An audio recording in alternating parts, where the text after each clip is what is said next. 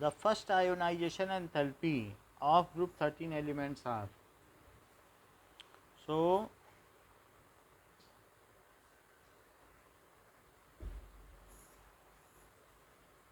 TL, so group 13 क्या है ये सब, that is delta IH1, तो 801 ये किलो जूल पर मोल है, 577, 558, 589, तो ये डाउन द ग्रुप है, दैट इज बाल गाइन टीएल, और ये ग्रुप 13 है। सो इसमें ये पूछा जा रहा है कि ये बात सही है कि down the group ionisation enthalpy, जो इलेक्ट्रॉनों को निकालने के लिए एनर्जी है वो कम लगती है, क्योंकि नीचे चलने पे जेड इफेक्टिव कम होता चला जाता है, तो इसलिए डाउन द ग्रुप जब हम जाते हैं तो उनकी एनर्जी में देयर इज़ ए डिक्रीज। तो अब ये कह रहा है कि explain the deviation from general trend, so general trend भी हमें लिख देना चाहिए on moving down the group.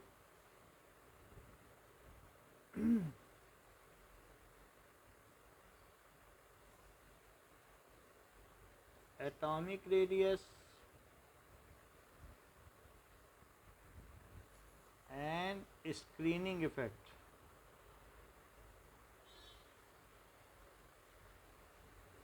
ठीक है, increases while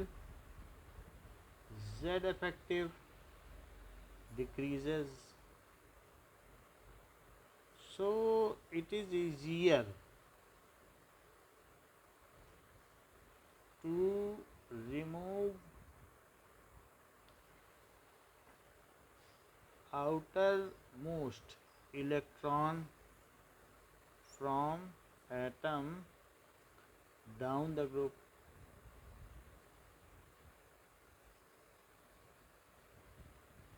सो है तो बाल गाइन टीएल, लेकिन हम देख रहे हैं कि on moving from boron to aluminium the trend is prominent, general trend is prominent on moving from boron to aluminium। क्या होता है कि boron is 1s2 2s2 2p1, और एल्यूमिनियम में 1s2 2s2 2p6 3s2 3p1। Electron is digged out, इसमें से निकाला जाएगा from 2p orbital in boron which is deeply penetrated।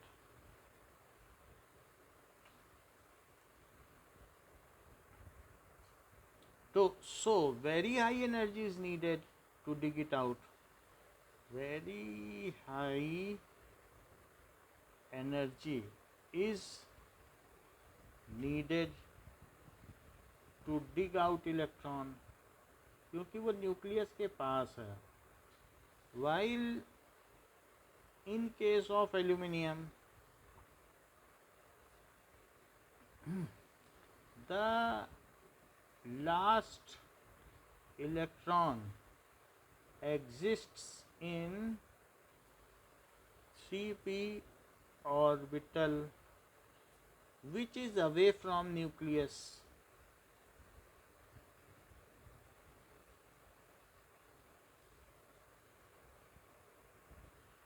nucleus and larger in size, so electron can easily be removed, hence there is a large difference between ionization enthalpy of boron and aluminum, hence there is a large difference in delta IH of boron and aluminium, लगभग ये difference 222 23 that is 24। सो जो difference है वो 224 kilo joule का, ये काफ़ी ज़्यादा है क्योंकि 2p और 3p से निकालना पड़ रहा है, तो ये डिफरेंस बहुत ज़्यादा है। However on moving from aluminium to gallium, 10 electrons are filled in 3d orbitals। अगर गैलियम तक जाओगे तो एल्यूमिनियम के केस में 1s2 2s2 2p3 2p6 3s2 और 3p1 है, जबकि गैलियम में जाने पे कुछ और ही पता चलता है कि 1s2 2p2 2p6 3s2 3p6 4s2 और 3d10 और तब 4p1 आता है। तो ये जो इलेक्ट्रॉन आ गया गैलियम में इन 3d orbitals which have poor shielding effect, वो रिपेल नहीं कर रहे हैं, poor shielding effect and it contributes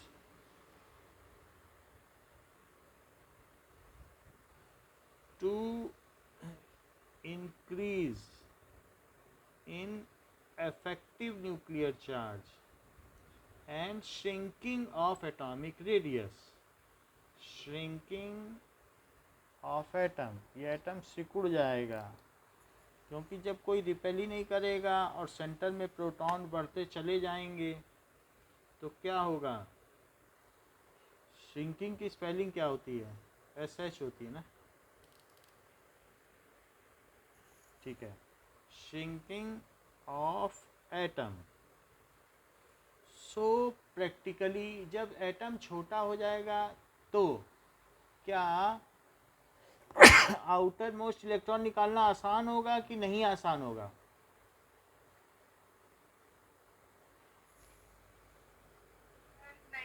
नहीं आसान होगा। तो जब उसे धीरे धीरे बड़ा होते चला जाना चाहिए, बट हमने देखा कि इससे तो ये बड़ा हो गया, अब ये बड़ा हो ही नहीं रहा, उसी के साइज का बना हुआ है और सेंटर में अब प्रोटॉन भी बढ़ गए, बड़ा भी नहीं हो रहा है, तो इलेक्ट्रोस्टैटिक फोर्स ज़्यादा हो गया है। So there is very less increase. So इसलिए क्या होता है कि इंक्रीज़ होना चाहिए, कहाँ 224 का इंक्रीज़ हुआ था और कहाँ सिर्फ 2 का। तो ये भी इंक्रीज़, कोई इंक्रीज़, ये मतलब आप देख रहे हो ये बल्कि इसलिए डिक्रीज़ की जगह बल्कि और क्या हो गया है, बढ़ गया है क्या। सो increase in ionization enthalpy is seen on moving from aluminium to gallium।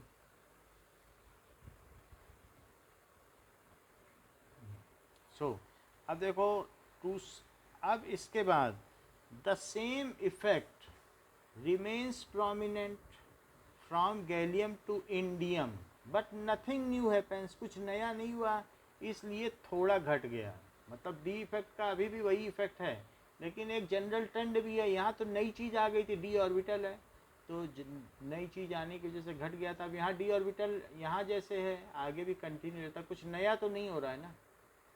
तो ऑन मूविंग फ्रॉम, फिर आगे क्या होगा, on moving from gallium to indium, ठीक है,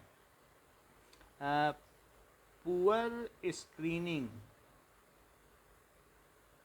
ऑफ डी ऑर्बिटल्स प्रिवेल्स, उसी की जीत होती है, प्रिवेल्स का मतलब जीत होती है, प्रिवेल्स एंड जो एटॉमिक रेडियस में no steep fall in delta IH seen, कोई ख़ास चेंज नहीं देखा जाता अगले वाले में। अगर अगले में भी देखोगी इंडियम में, तो इंडियम में कुछ खास चेंज नहीं है। ये 579 है और ये 5 मतलब कितना देखा गया है, 558 ना, थोड़ा तो चेंज है। Nothing new prevails but nothing new happens, so general trend continues। तो थोड़ा चेंज है।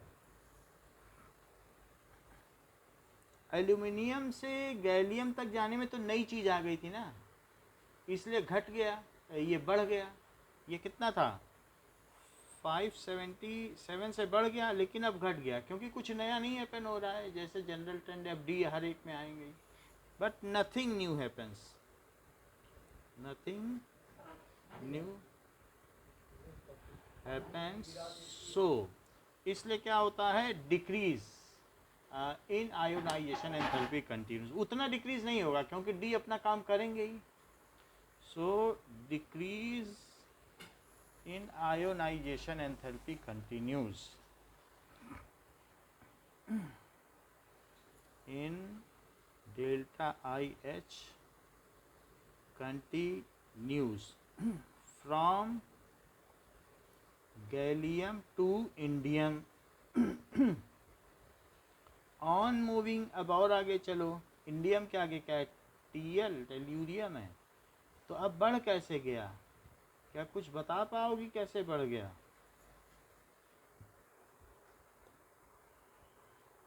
On moving from indium to tellurium,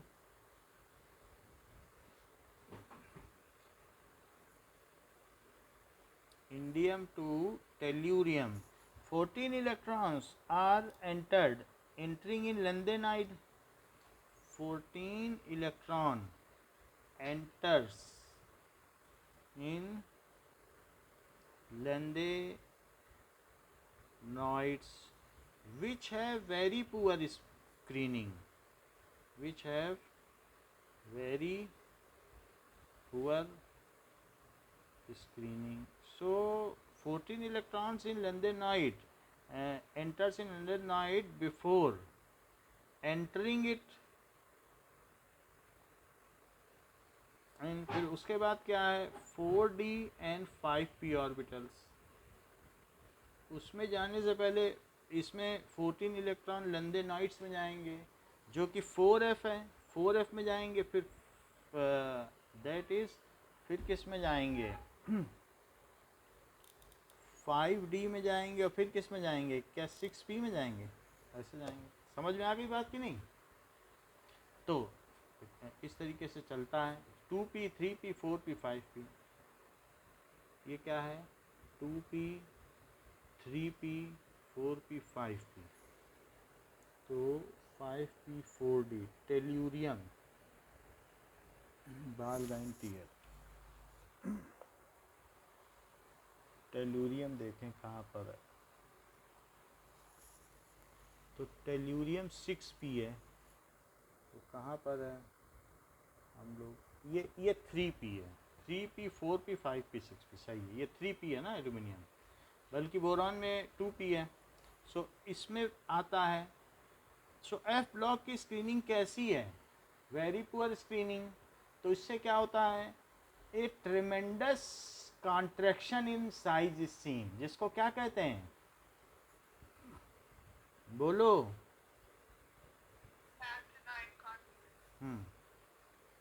contraction, क्योंकि वो रिपेल कर ही नहीं रहे हैं, is seen. It is called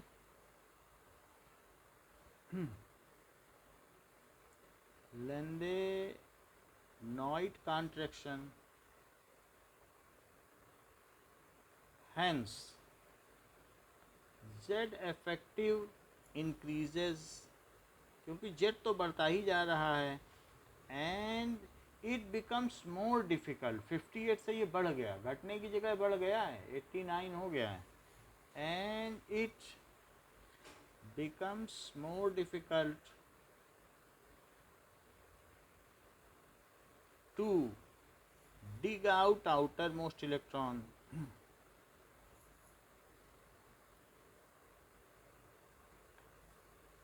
hence instead of decreasing,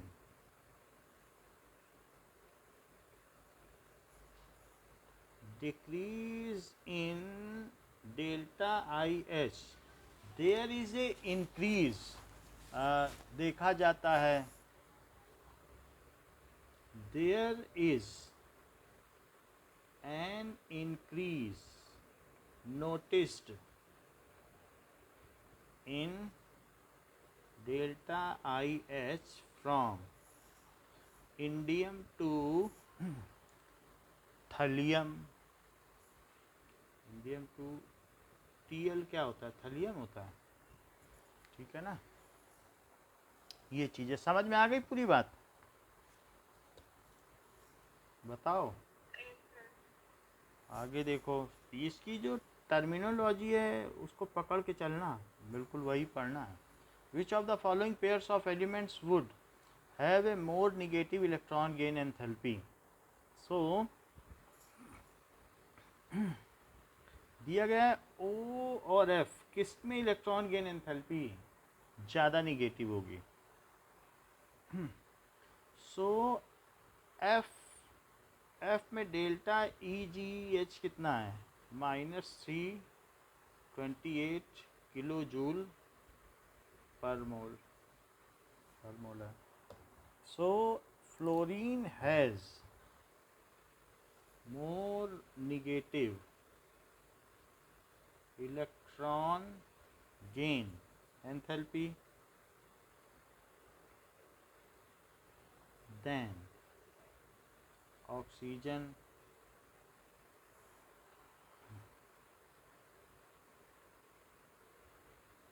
ऐसा क्यों है, due to more Z effective है एंड लेस एटॉमिक रेडियस। समझ में आ गई बात। More energy is released and the incoming electron is warm welcomed, उसका स्वागत किया जाता है। समझ में आ गई बात। छोटा होगा तो उसका स्वागत होगा, दूर जाएगा तो उतनी एनर्जी थोड़ी ना रिलीज होगी। F और Cl में किसकी ज़्यादा है, बताओ।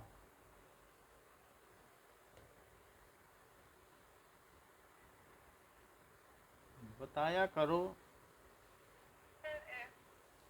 हाँ यही तो मैं पूछना चाहता था। So Cl has more negative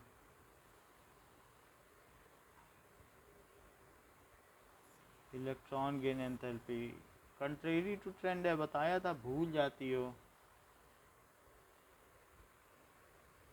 more negative EG enthalpy than fluorine, जिसकी की -328 किलो जूल पर मोल है। As in fluorine incoming electron enters in, किसमें एंटर करता है फ्लोरीन, देखो। सो 1s2 2s2 और 2p5 in 2p orbital and suffers inter electronic, या ये कह सकते हो कि inter electronic repulsion within the subshell. P एक सब शेल है कि नहीं। Inter electronic repulsion within the सब शेल।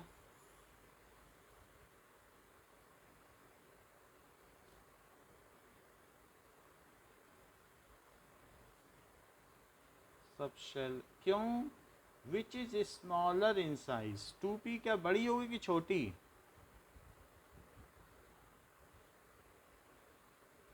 एंड इलेक्ट्रॉन बड़ी होगी 2p, अभी क्लोरीन में जाएगा तो छोटी हो जाएगी 3p में जाएगा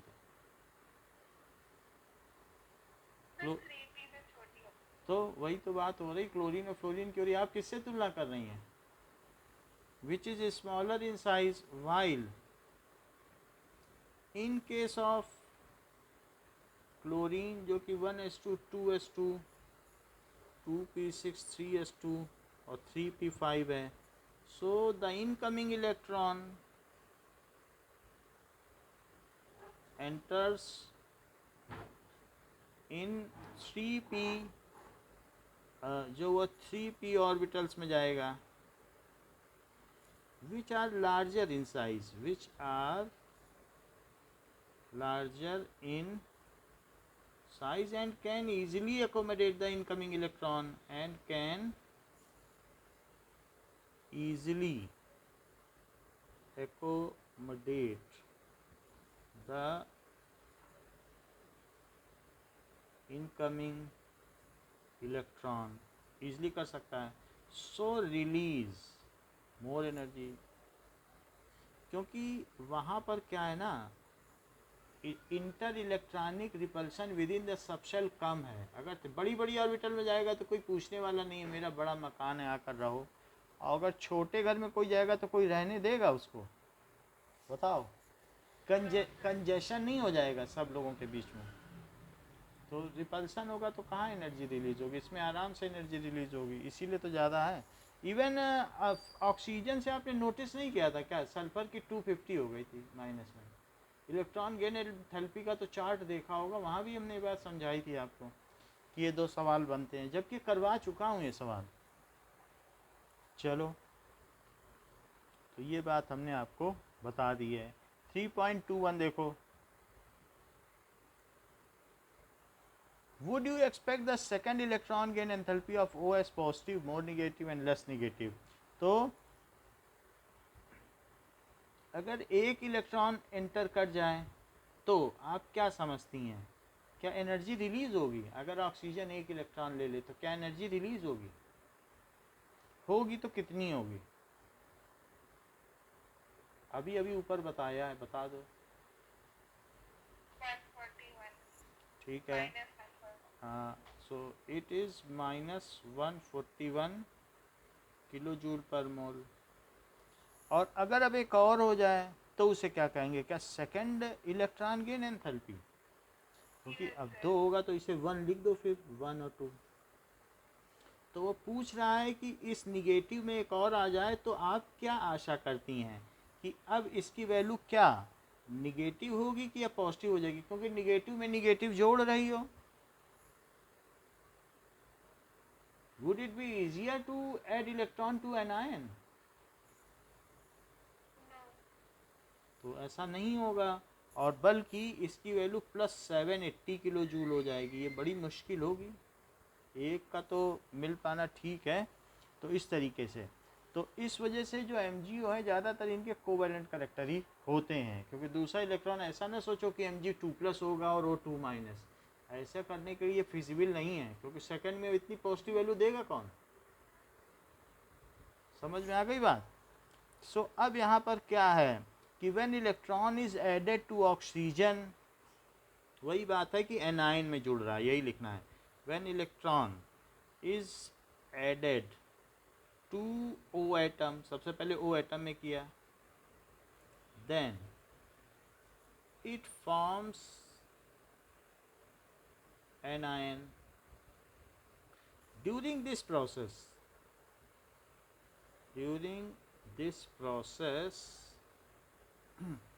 energy is released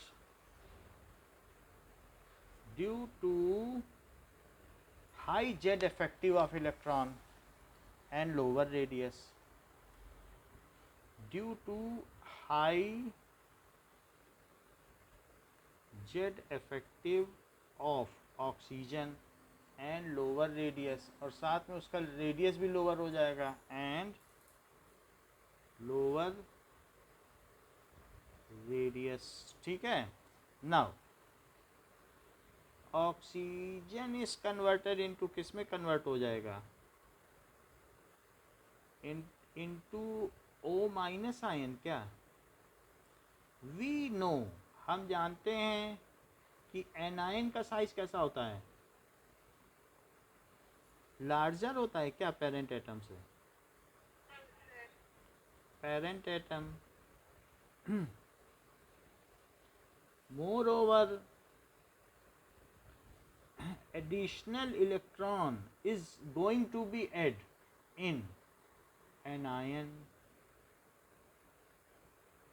Electron is going to get added in to anion which suffers a high electrostatic repulsion. ये आसान काम तो नहीं है. Which suffers a high electrostatic Coulombic repulsion.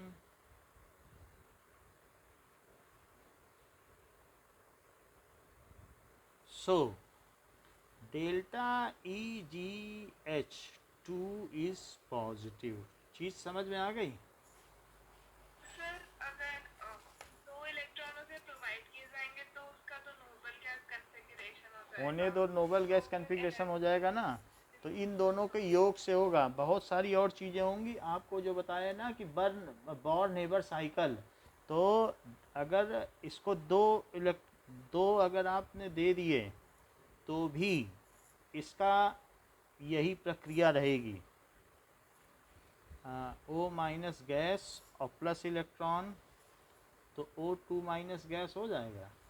तो दिस इज डेल्टा EGH1 कितना है? Minus 141 kilo joule per mole है. और डेल्टा EGH2 कितना है? क्या plus 780 kilo joule per mole है. और अगर इन दोनों को जोड़ दिया जाए तो क्या क्या चीज़ें कट सकती हैं? ये से कट जाएगा. और O gas plus 2 electron, it gives O2 minus gas. और यहाँ बताओ जो ये काम किया जा रहा है, अब इसे एंथैल्पी ऑफ रिएक्शन कहेंगे. 1-2 नहीं बोलेंगे, ये पूरी रिएक्शन में जो हुआ है. और उसको जोड़ दो, तो जोड़ने से क्या आता है? 780 में जरा इसे जोड़ो, 140 माइनस की जाएगा तो 39 आएगा. 639 किलो जूल पर मोल. तो इतनी एनर्जी देनी पड़ेगी. लेकिन आप इस बात से आश्वस्त रहें कि जब O2 माइनस गैस और Mg2 प्लस ये जब जुड़ेंगे, Mg2 प्लस की भी कमी नहीं है. पीछे देख चुके हैं 2000 है. कहो तो फिर से रिमाइंड करा दें. दिखाया था कि नहीं? 1700 और 700. बोलो, याद ना आ रहा हो तो दिखा दें. देख लो, 1400 और 700 मिल के 2000 बनते हैं कि नहीं? उसको बनाना भी आसान नहीं है. उसमें भी देनी ही पड़ेगी कि नहीं? सो अगर हम देखें ये चीज़ हो जाएगा. और Mg2 प्लस के बनाने में हमने आपको क्या बताया कि इसके बाद ये काम होगा और Mg2 प्लस होगा. तो एक काम तो ये कर दिया. अब बॉर्न नेबर साइकिल कहती है कि अब पहले Mg2 प्लस बनाओ, फिर आगे की बात करना.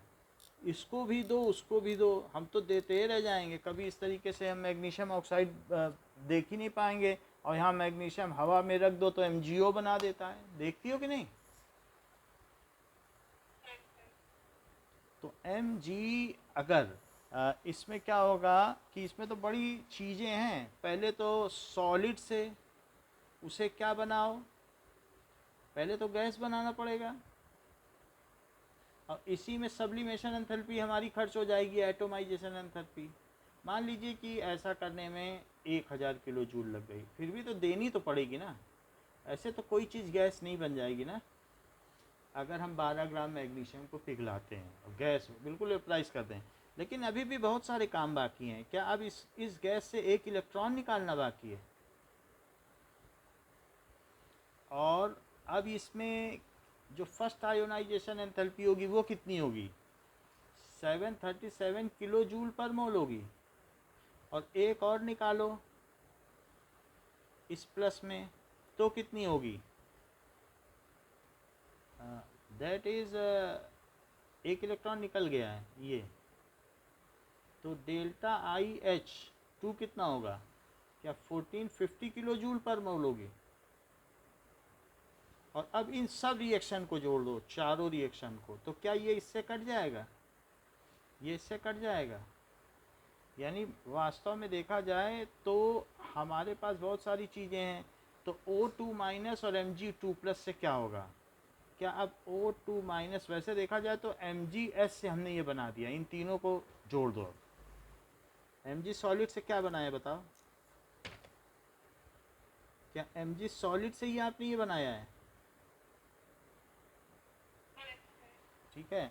और रही बात दो इलेक्ट्रॉनों की, तो क्या ये दो इलेक्ट्रॉन भी यहाँ कट जाएंगे? उसको भी जोड़ दो, इससे काट दो इन दोनों इलेक्ट्रॉनों को, क्योंकि दो उधर हैं दो इधर हैं। और इधर क्या O माइनस लिख दें, O गैस, और इधर Mg सॉलिड, और इधर क्या है, क्या O2 माइनस गैस, बोलो। और अब इन चारों को जोड़ लें, क्योंकि इन दोनों को तो जोड़ ही चुके हैं, अब इन्हीं चारों को जोड़ लें तो क्या हो गया, जरा जोड़ के बताओ तो हमको।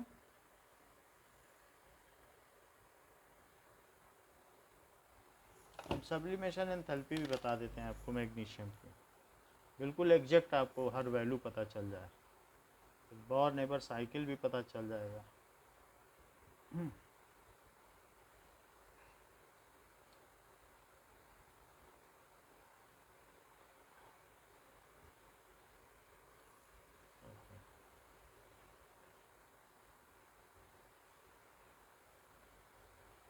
सब्लिमेशन एंथैल्पी ऑफ मैग्नीशियम वैसे पीछे दी Here होगी, is information from Wikipedia.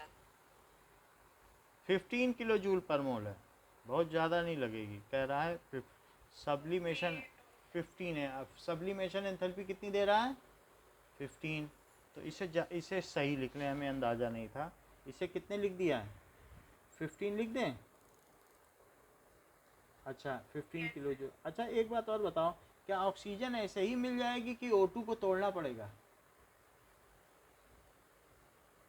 तभी तो ऑक्सीजन गैसेस से मिलेगी ना, एटोमाइज सही है कि नहीं? तो O2 को तोड़ने पर क्या बनेगा बताओ, क्या O एटम बन जाएगा गैसियस? लेकिन हमें तो 1 मोल चाहिए, तो हाफ ले लें तो ठीक रहेगा। देखो पंखुड़ी को तोड़ोगी 1 मोल पंखुड़ी को, तो 2 मोल पंखुड़ी बनेगी नहीं, 1 मोल फूल में अगर 2 पंखुड़ी हैं, तो हमें तो 1 ही मोल चाहिए, तो हम आधे मोल को क्यों ना तोड़ लें। और इसको तोड़ने में क्या बॉन्ड एंथैल्पी लगेगी, बॉन्ड तोड़ रही हो, बताइए। तो O2 का बॉन्ड तोड़ने के लिए जो बॉन्ड एंथैल्पी चाहिए, आप उसको ज़रा अगले टॉपिक पे जाओ। क्या अगले टॉपिक पे कहीं कुछ ऐसा आपको मिल रहा है जो आपकी मदद के लिए आगे आ जाएगा? तो वो मैं बता देता हूँ, पेज नंबर बता देता हूँ कि O2 को तोड़ने के लिए जो बॉन्ड एंथैल्पी चाहिए, पेज नंबर निकालो ज़रा, 104। बॉन्ड लेंथ इसमें लिखा है, तो बॉन्ड लेंथ है, इसमें बॉन्ड लेंथ है, अब बॉन्ड एंथैल्पी है। क्या ये जो भी दी गई है 498 दी गई है, बॉन्ड एंथैल्पी पढ़ो, 104 है, बॉन्ड एंथैल्पी एक लिखा है, हेडिंग मिली, दिखाऊं?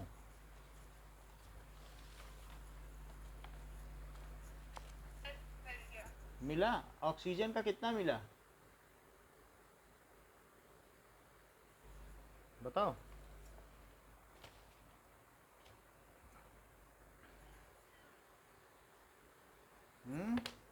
ऑक्सीजन का कितना पाया O2 को तोड़ने में? क्या 498 है लिखा है? नहीं मिला?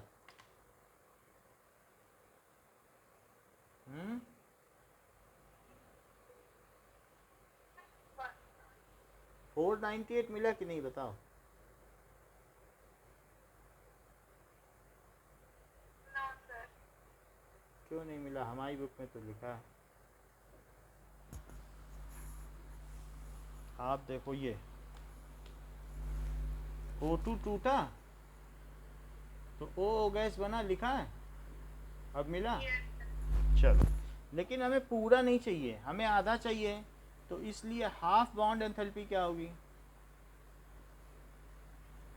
Delta bond enthalpy of O2, bond enthalpy of तो O2 की, तो वो कितनी हो जाएगी, आधी करो जरा इसकी, क्या 249? बोलो। Yes. ये किया, फिर तोड़ने के बाद उनमें ये जोड़ा, फिर ऑक्सीजन जोड़ा। अब इन सब को जोड़ो, इन सब को जोड़ने से क्या कुछ चीज़ें और कट रही हैं। मान लो हाफ O2 से आपने O बना लिया, हाफ O2 से हाफ O तो नहीं बनेगा, हाफ O2 से क्या बनेगा बताओ, क्या O बन जाएगा, बोलो। 1 मोल ऑक्सीजन बन जाएगी कि नहीं। तो क्या O गैस को O गैस से काटा जा सकता है, तो क्या अब ये हाफ O2 आ गया, तो क्या यहाँ हाफ O2 लिख लें। तो नेचर में क्या मैग्नीशियम और ऑक्सीजन गैस के रूप में मौजूद रहेंगे, ये तो रहेंगे कि नहीं। अब इन सब को जोड़ लो, एक चीज ऐसा करो, ये भी जोड़ लो, ये रह गई है, ये जोड़ो, ये जोड़ो, ये जोड़ो, ये जोड़ो, ये तो इन दोनों का सम ही है कि नहीं, बोलो। ये तो पहले ही जोड़ चुकी, अब 2 बार तो ना जोड़ना। तो ये पांचों जोड़ो।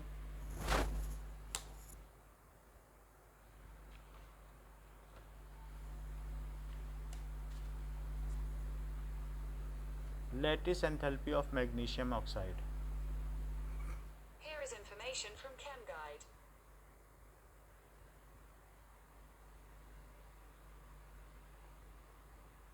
कितना आया, कितना हीट ऑफ रिएक्शन कितना आया बता दो, आवाज़ साफ नहीं आ रही। 3090 किलो जूल पर मोल, ये चीज़ आ गई। अच्छा, ये 15 ही लिया है ना, 3 तो आ ही जाएगा। अच्छा, नाउ अब हम देखेंगे कि MgO की जो एक्सपेरिमेंटल लैटिस एंथैल्पी, जरा दिखने में आ रहा है, कुछ पढ़ने में आ रहा है, MgO की कितनी है, 3795 है, बोलो। तो अब ये दोनों क्या अब मिल जाएंगे क्या,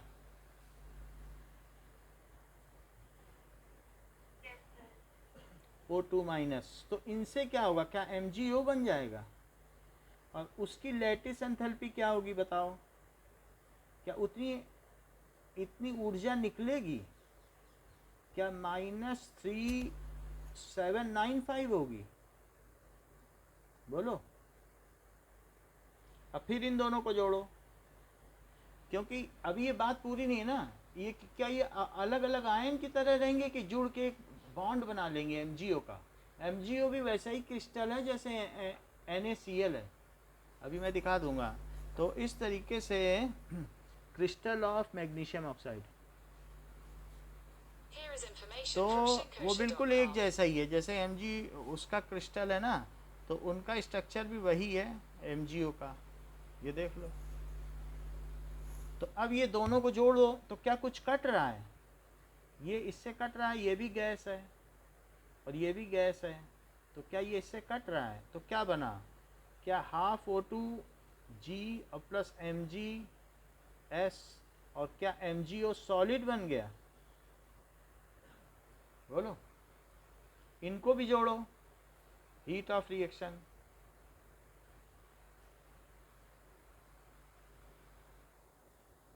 कितना आया,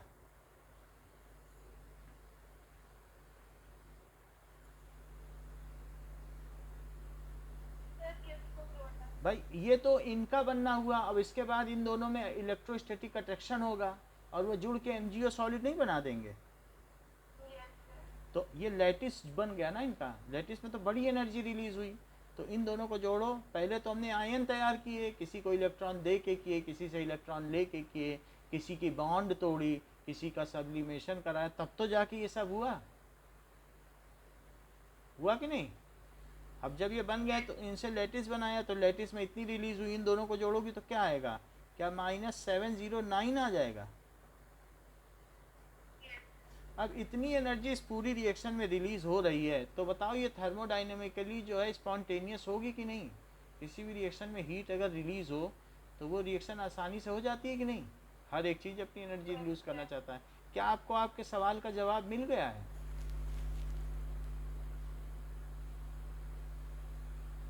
या फिर से पूछो जो सवाल है, तब फिर मैं क्लियर करूं कि भले ही उसकी second electron gain enthalpy positive क्यों ना हो, लेकिन रिएक्शन में ये सब आराम से हो जाएगा, क्योंकि फाइनली लैटिस एंथैल्पी से इतनी ज़्यादा एनर्जी रिलीज होगी कि वो अगले एमजीओ को फिर से जोड़ देगी किसी ऑक्सीजन के। ये जो रिलीज हो रही है ये बॉन्ड एंथैल्पी के रूप में काम आएगी, किसी को तोड़ेगी, किसी का सब्लिमेशन करेगी, बहुत कुछ कर देगी, इतनी एनर्जी रिलीज होगी। ये एटमॉस्फेयर में थोड़ी ना चली जाएगी, जिस सब्सटेंस में उसमें कुछ काम करके जाएगी कि नहीं। तो ये अपने आप आगे के रिएक्शन को प्रशस्त कर देगी। तो ये चीज़ होता है। तो आपको पता चल गया कि नहीं? ये बात है। तो अब हम आगे देखें फिर।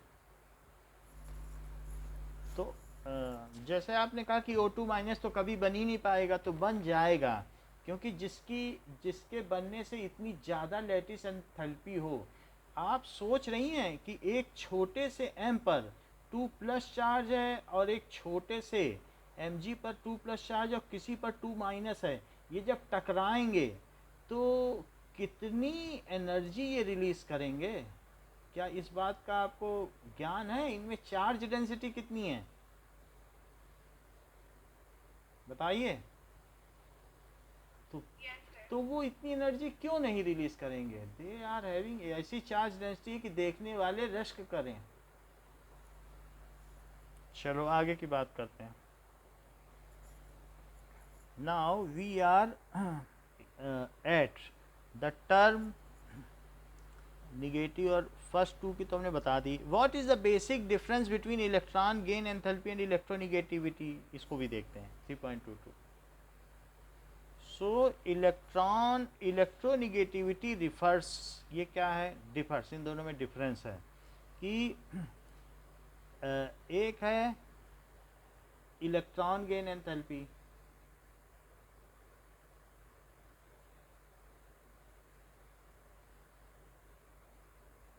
और एक है electronegativity.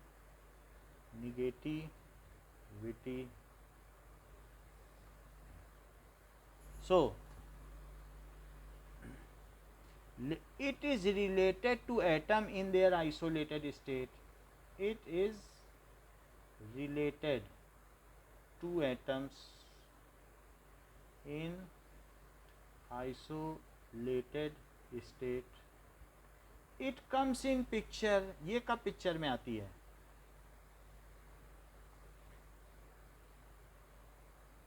When atoms start getting combined. Atoms start getting combined. बोलो, बात समझ में आई? तभी तो इलेक्ट्रोनिगेटिविटी आएगी, अलग में तो नहीं आएगी। जब HF होगा तब आती है, ठीक है। इसके अलावा इलेक्ट्रोनिगेटिव इज ओनली क्वालिटेटिव, इसका और कोई महत्व नहीं है, इसको थर्मोडाइनमिक्स में इस्तेमाल नहीं कर सकते हो। इट इज ओनली क्वालिटेटिव, ये गुणात्मक क्वांटिटी है, qualitative and relative major of various atoms. It cannot be used in thermodynamics.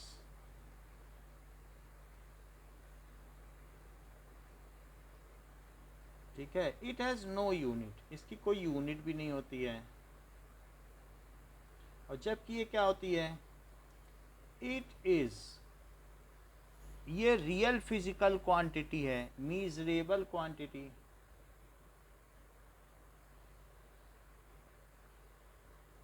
And used in thermodynamics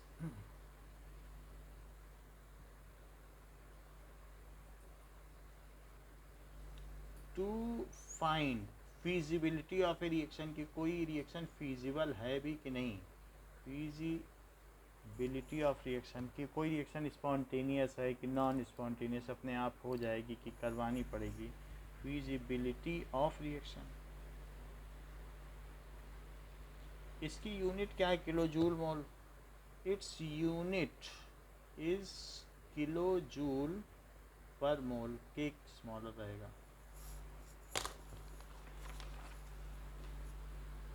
now how would you react to the statement that the electronegativity of nitrogen on Pauling scale is 3 in all the nitrogen compounds? पूछा जा रहा है कि electronegativity nitrogen की 3 है, इसका मतलब क्या है?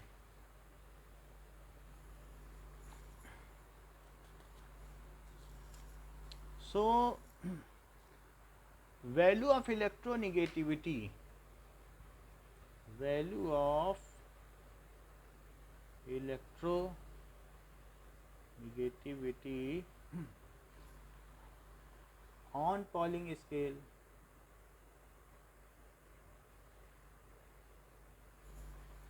is 3, ये 3 है। yet the electronegativity of any given element is not constant, it varies depending on the element to which it is bound। तो फिर भी ये कांस्टेंट नहीं होती है। it is then also not constant।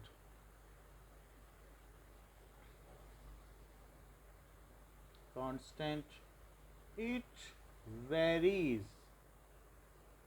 with ये the atom, with varies with the atom to which nitrogen is combining।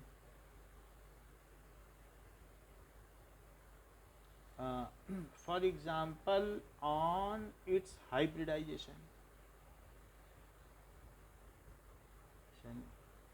अब जैसे देखो एग्जाम्पल के तौर पर दिया गया है कि इन अमोनिया NH3 में क्या होगा, तो नाइट्रोजन क्या है, क्या 1s2 2s2 और 2p, टोटल 7 होते हैं तो 3 है।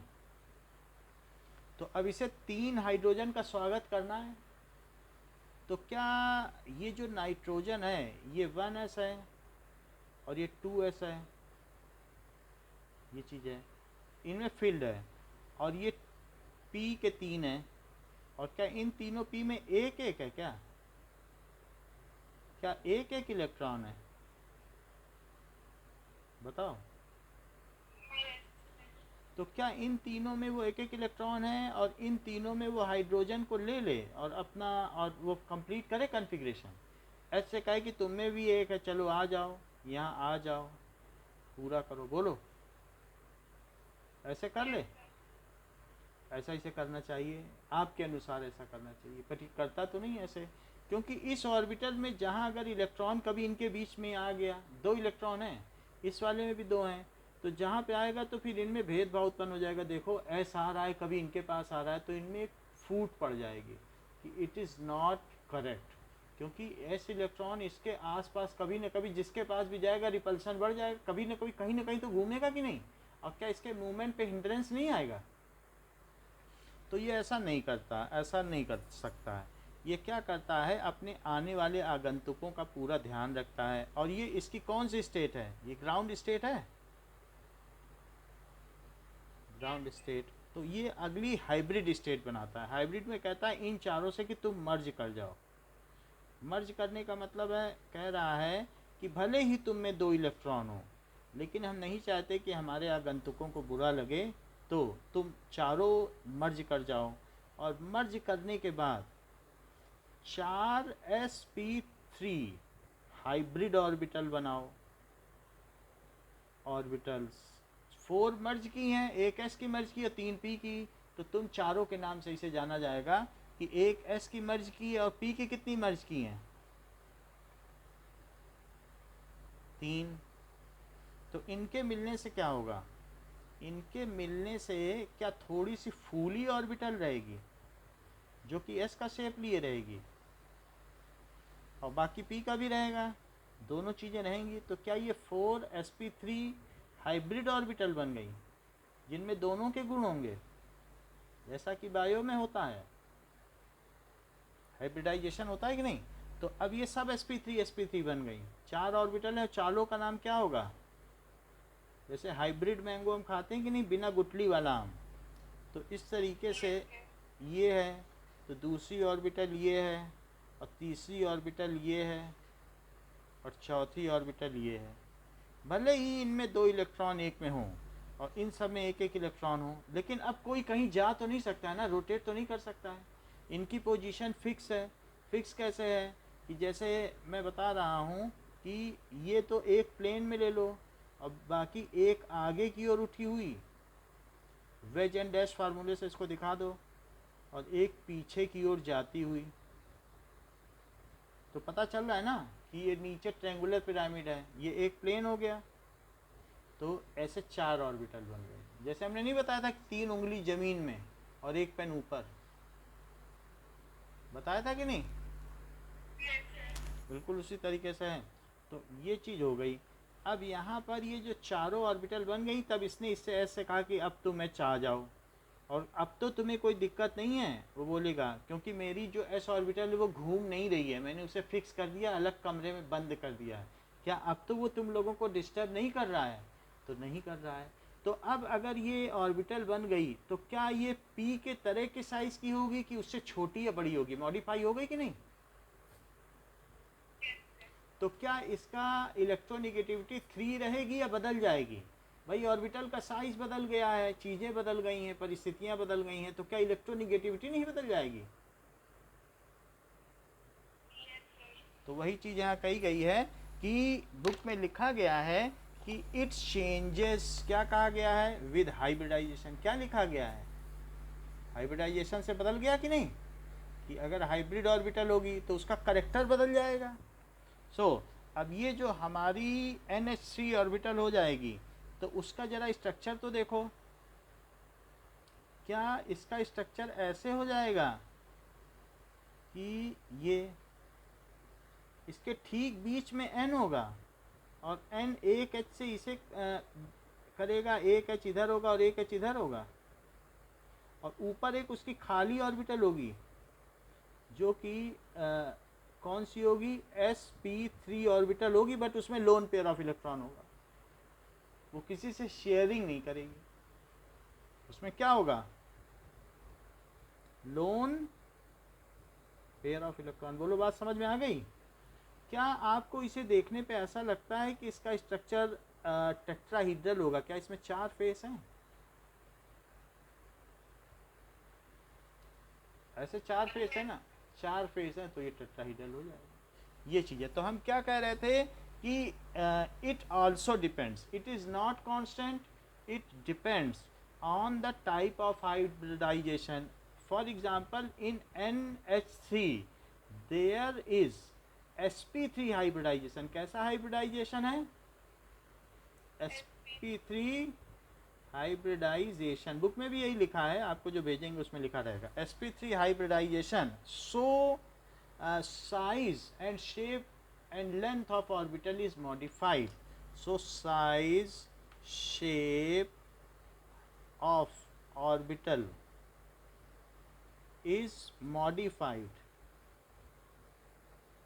Hence their distance, इसलिए उनकी distance from nucleus भी बदल जाती है क्या? Distance from nucleus चेंजेस या वेरी हो जाती है। सो इलेक्ट्रोनिगेटिविटी चेंजेस, बस यही लिख देना।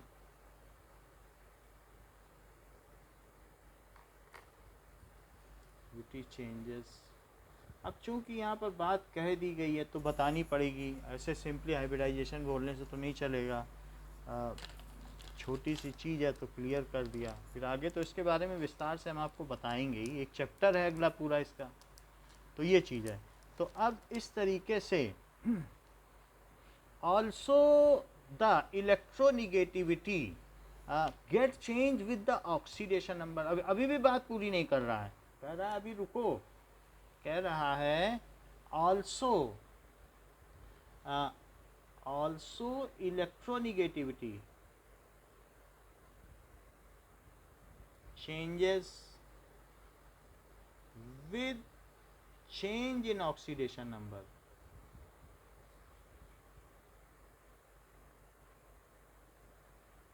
मान लीजिए कि अगर NO है तो NO क्या करेगा? सो अब जरा देखें कि NO में, सो NO में ऑक्सीडेशन इसकी स्टेट कितनी हो जाएगी? क्या 2+ की है? और N2O में क्या 1+ की है? और इसी तरीके से N2O3 में क्या 3+ की है? करके निकाल सकती हो, हमने बताया है। N2O5 में कितनी है? क्या +5 की है? N2O4 में कितनी है? क्या +4 की है? NO2 में कितनी है? क्या +4 की है? और NH3 में कितनी है? क्या -3 की? सबकी इलेक्ट्रोनिगेटिविटी है। इसकी 3.5 है तो ये निगेटिव बना रहेगा, ये 3 है। इसकी कितनी है? 2.1 है और इसकी 3 है तो ये ले रहा है। समझ में आ गई बात कि नहीं? सब में ऑक्सीडेशन स्टेट बदली हुई है। तो बदली हुई ऑक्सीडेशन स्टेट से क्या होगा कि अगर ये कितना घातक है, जिस नाइट्रोजन के पाँचों के पाँचों इलेक्ट्रॉन ले लिए गए हों। आपको मालूम है कि जर्मनी पे सबसे ज़्यादा वो वार रिपेरेशन थोपे गए थे फर्स्ट वर्ल्ड वार के बाद, और वो 2010 तक चुकाता रहा था 1919 से। समझो कि 91 साल तक वार रिपेरेशन चुकाई, और इसी वजह से उन्होंने अपने आप को ठगा महसूस किया और द्वितीय विश्व युद्ध हुआ, सेकेंड वर्ल्ड वार। तो किसी से सारे इलेक्ट्रॉन ले लोगे तो क्या चुप बैठेगा? पाँचों के पाँचों ले लिया आपने उसके, बोलो तो वो खींचेगा कि नहीं? इसकी इलेक्ट्रोनिगेटिविटी की आप कल्पना कर सकती हो? इसको तो कुछ भी मिल जाए, ये हाईली एसिडिक है। इतना एसिडिक है कि N2O5 में वाटर मिल जाए तो HNO3 बना देता है, और नाइट्रिक एसिड हाथ में गिर जाए तो आप समझ जाइए कि कितना घातक है। और एक्वारेजिया बना देता है HCl के साथ, वो गोल्ड को पिघला देता है। देखा आपने इसकी कैसी फेटेलिटी है? तो क्या इलेक्ट्रोनिगेटिविटी को कम करके आंका जा सकता है? और जिसको पहले से ही मिले हुए हों 3 इलेक्ट्रॉन, इससे आप इलेक्ट्रोनिगेटिविटी की उम्मीद कर सकती हो कि अब ये और किसी को खींचेगा? कहेगा हम तो पहले से ही ले चुके हैं, अब क्या खींचें? ले चुका जितनी लेनी थी। बोलो, जिसको पेट भर खाना मिला है उसको भूख होगी कि जिसने कई दिन से नहीं खाया उसको होगी? इनको तो मिल गया ना, H ने, इस H ने और इस H ने, तीनों H ने दिया। और साथ में ऊपर कौन सी ऑर्बिटल है? क्या sp3 अभी पीछे दिखाई है? ठीक है, तो sp3 अब तो इस तीनों से मिल गया है। अब ये क्या और इलेक्ट्रोनिगेटिव होगा? कोई आएगा तो क्या उससे खींचेगा ये? क्या बताओ? नहीं खींचेगा। और जिससे खींचा जा चुका है उसकी हालत क्या होगी? उसको तो कहीं से भी मिल जाए तो खींच ले, वो तो वो से भी खींचेगा। सो इसलिए as oxidation number of atom nitrogen changes in various combined state, its electronegativity also varies। ये भी लिखना जरूरी है। as oxidation number of nitrogen varies in its various oxides and hydrides,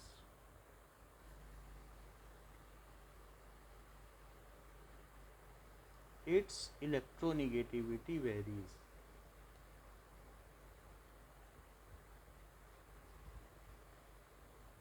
इसकी इलेक्ट्रोनिगेटिविटी उसके हिसाब से वेरी करेगी। अगला क्वेश्चन देखो। ये सारी बातें कही गई हैं, बाकी तो हम आपको दिखा देंगे कि क्या चीज़ है। ये सारी चीज़ें आपको आगे पता चल जाएंगी। चलिए नेक्स्ट देखते हैं कि अगला क्वेश्चन क्या है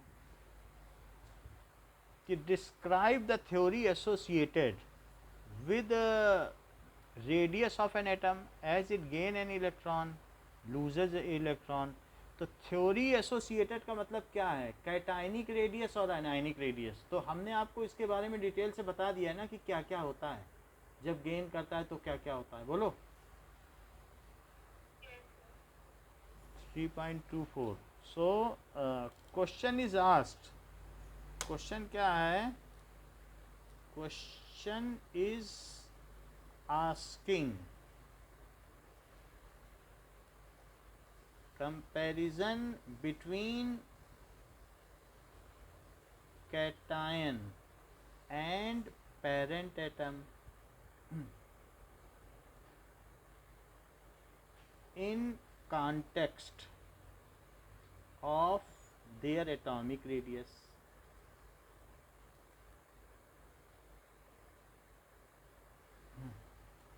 Similar is asked, और ऐसा ही एनायन और पेरेंट एटम में पूछा गया है about anion and parent atom, जो कि हमने आपको बता दिया है एक अलग से हेडिंग में।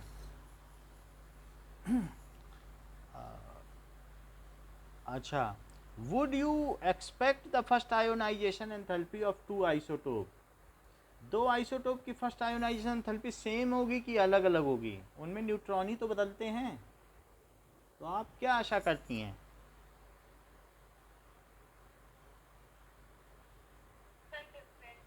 क्यों डिफरेंट होगी? क्या किस रीजन से डिफरेंट होगी? न्यूट्रॉन के बदल जाने से? रीजन बताओ, क्या क्या सोच के बोल रही हो?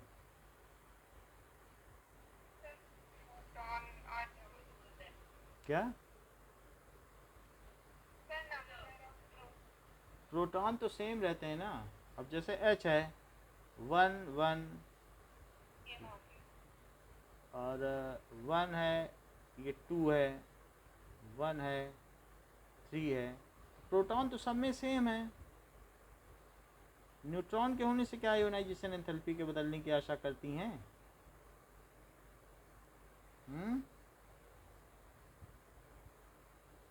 हमें नहीं लगता ऐसा होना चाहिए, आपको लगता है क्या? As all isotopes have same number of protons, so Z effective for all atoms will be same, so their सिर्फ फिजिकल प्रॉपर्टी बदलेगी, मेल्टिंग पॉइंट आने में। So their delta IH1 will be same for all isotopes,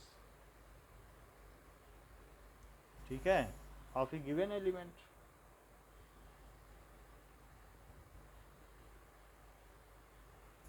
सभी का एक जैसा ही होगा, however physical property बदल जाएगी, ये चीज़ है। Ionization enthalpy depends on nuclear charge, size of atom and not the number of neutron. Moreover ionization enthalpy depends on nuclear charge and size of atom and not on number of neutrons, neutron पर नहीं differ करता, ठीक है। Now 3.26 what is the major difference between metal and non metal? तो जिसमें strong tendency हो हम आपको भेज देंगे, जिसमें स्ट्रॉन्ग टेंडेंसी हो इलेक्ट्रॉन डोनेट करने की वो मेटल हैं, जिसमें स्ट्रॉन्ग टेंडेंसी हो इलेक्ट्रॉन लेने की वो क्या हैं? नॉन मेटल हैं। मेटल की इलेक्ट्रोनिगेटिविटी कम रहती है और जबकि नॉन मेटल की इलेक्ट्रोनिगेटिविटी ज़्यादा रहती है। मेटल में आयोनाइजेशन एंथैल्पी कम रहती है, नॉन मेटल में आयोनाइजेशन एंथैल्पी ज़्यादा रहती है। तो ये सारी चीज़ें लिखी जा सकती हैं।